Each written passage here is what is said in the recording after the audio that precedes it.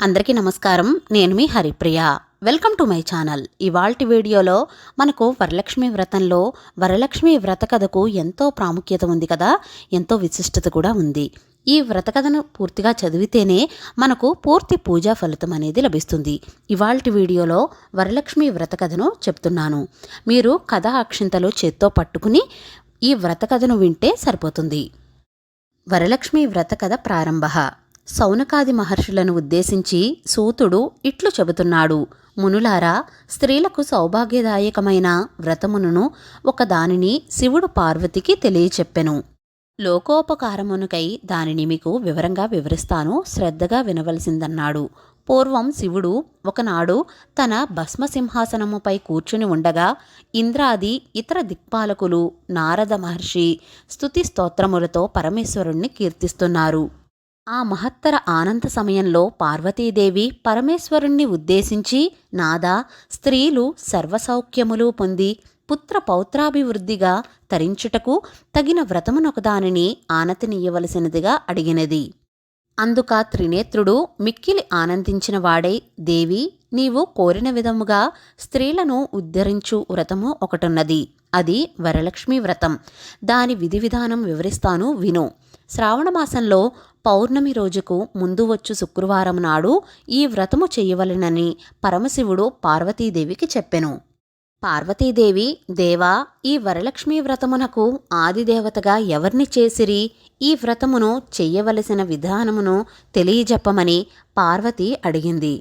కాత్యాయని, ఈ వరలక్ష్మీ వ్రతమును వివరంగా చెబుతాను, భక్తి శ్రద్ధలతో విను. పూర్వకాలంలో మగధ దేశంలో కుండినము అనబడు పట్టణం ఒకటుండేది. ఆ పట్టణము బంగారు కుడ్యములతో రమణీయంగా ఉండేది. ఆ పట్టణంలో చారుమతి అను ఒక బ్రాహ్మణ స్త్రీ ఉండేది. ఆమె మిగుల సుగుణవతి, వినయ విధేతలు, భక్తి గౌరవాలు గల యోగ్యురాలు.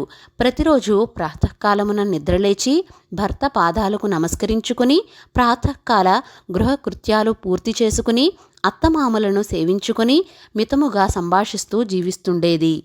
వరలక్ష్మీ వ్రతానికి ఆదిదేవతయైన వరలక్ష్మీదేవి ఒకనాటి రాత్రి సమయమున చారుమతికి కలలో సాక్షాత్కరించింది. ఓ చారుమతి, నీయందు అనుగ్రహము కలిగిన దానను. ఈ శ్రావణ పౌర్ణమి నాటికి ముందు వచ్చు శుక్రవారం నాడు నన్ను పూజింపుము. నీవు కోరిన వరాలను కానుకలను ఇచ్చెదను అని చెప్పి అంతర్ధానమయ్యెను. చారుమతి అత్యంత ఆనందమును పొంది, హే జనని, నీ కృపాకటాక్షములు కలిగినవారు ధన్యులు, వారి సంపన్నులుగా విద్వాంసులుగా అయ్యెదరు. ఓ పావని, నా పూర్వజన్మ సుకృతము వలన నీ పాద దర్శనం నాకు కలిగినది అని పరిపరి విధాలుగా వరలక్ష్మీదేవిని స్తుతించింది. చారుమతి మేల్కొని అదంతా కలగా గుర్తించి తన కలను భర్తకు అత్తమామలకు తెలియజెప్పింది. వారందరూ కూడా మిక్కిలి ఆనందించిన వారై చారుమతిని వరలక్ష్మీ వ్రతము చేసుకోవలసిందని చెప్పారు. ఊరిలోని వనితలు చారుమతి కలను గురించి విన్నవారై పౌర్ణమి ముందు రాబోయే శ్రావణ శుక్రవారం కోసం ఎదురుచూస్తున్నారు. శ్రావణ శుక్రవారం రోజున చారుమతి, గ్రామంలోని స్త్రీలందరూ కూడా ఉదయాన్నే నిద్రలేచి తలారా స్నానం చేసి పట్టు వస్త్రాలు ధరించి అందరూ చారుమతి గృహానికి చేరుకున్నారు. ఆమె గృహంలో మండపం ఏర్పరిచి ఆ మండపంపై బియ్యం పోసి పంచపల్లవాలు అంటే రావి, జువ్వి, మర్రి, మామిడి, ఉత్తరేణి మొదలగు పల్లవములచే కలశం ఏర్పాటు చేసి వరలక్ష్మీదేవిని సంకల్ప విధులతో సర్వమంగళ మాంగళ్యే శివే సర్వార్థ సాధికే శరణ్యే త్రయంబకే దేవి నారాయణీ నమోస్తుతే అని ఆహ్వానించి ప్రతిష్ఠించుకున్నారు. అమ్మవారిని షోడశోపచారాలతో పూజించారు. భక్ష్య భోజ్యాలతో నివేదించారు. 9 పోగులతో తోరమును చేతికి కట్టుకున్నారు. ప్రదక్షిణా నమస్కారములు చేశారు. మొదటి ప్రదక్షిణ చెయ్యగానే కాళ్లకు అందియలు గల్లు గల్లున మ్రోగాయి. రెండవ ప్రదక్షిణ చెయ్యగానే హస్తములకు నవరత్న ఖచిత కంకణములు ధగధగమన్నాయి. మూడవ ప్రదక్షిణ చేయగానే అందరూ సర్వాభరణ భూషితులయ్యారు. చారుమతి యొక్క వరలక్ష్మి వ్రత ఫలితంగా ఇతర స్త్రీల యొక్క ఇళ్ళు ధన కనక వస్తు వాహనాలతో నిండిపోయాయి.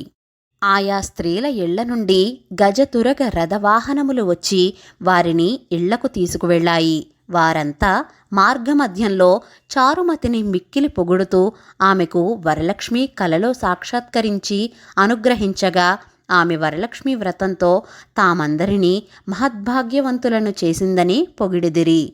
వారంతా ప్రతి సంవత్సరము వరలక్ష్మి వ్రతం చేసి సకల సౌభాగ్యములతో సిరి సంపదలు కలిగి సుఖజీవనం గడిపి అనంతరం ముక్తిని పొందారు.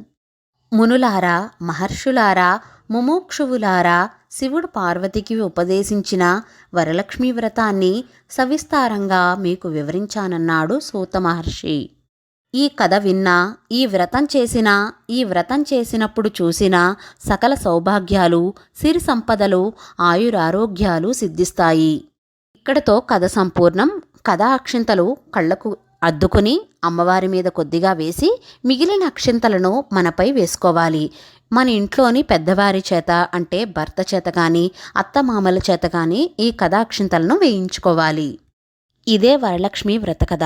ఈ వరలక్ష్మి వ్రత కథ కొంతమందికి శ్రావణ శుక్రవారపు పాట రూపంలో కూడా ఉంటుంది. కొంతమందికి వారి ఇంటి ఆనవాయితీ ప్రకారం ఈ శ్రావణ శుక్రవారపు పాట కూడా చదువుకుంటారు. అంటే కథకు బదులుగా ఈ పాటను అక్షింతలు పట్టుకుని ఈ కథను చదువుకుంటారు. అంతేనండి, ఇవాల్టి వీడియోలో వరలక్ష్మి వ్రత కథను వినిపించాను కదా. మన ఛానల్లో ఇంకా వరలక్ష్మి వ్రతానికి సంబంధించినటువంటి వీడియోస్ చాలా ఉన్నాయి. వరలక్ష్మి వ్రత పూజా విధానం, కలశం పెట్టుకుని కలశం లేకుండా, అలాగే వరలక్ష్మి వ్రతానికి సంబంధించిన కావలసిన పూజా సామాగ్రి, అదేవిధంగా వరలక్ష్మి వ్రతానికి శారీ డ్రేపింగ్ ఎలా చెయ్యాలి అనే చాలా వీడియోస్ అయితే ఉన్నాయి. మన ఛానల్ని విజిట్ చేసి ఒకసారి ఆ వీడియోస్ అన్నీ చూస్తారని కోరుకుంటున్నాను. ఇవాల్టి వీడియో మీకు నచ్చినట్లయితే please like, share, subscribe to my channel. మరో సరికొత్త వీడియోతో మళ్ళీ కలుస్తాను. నేను మీ Haripriya. Thank you for watching.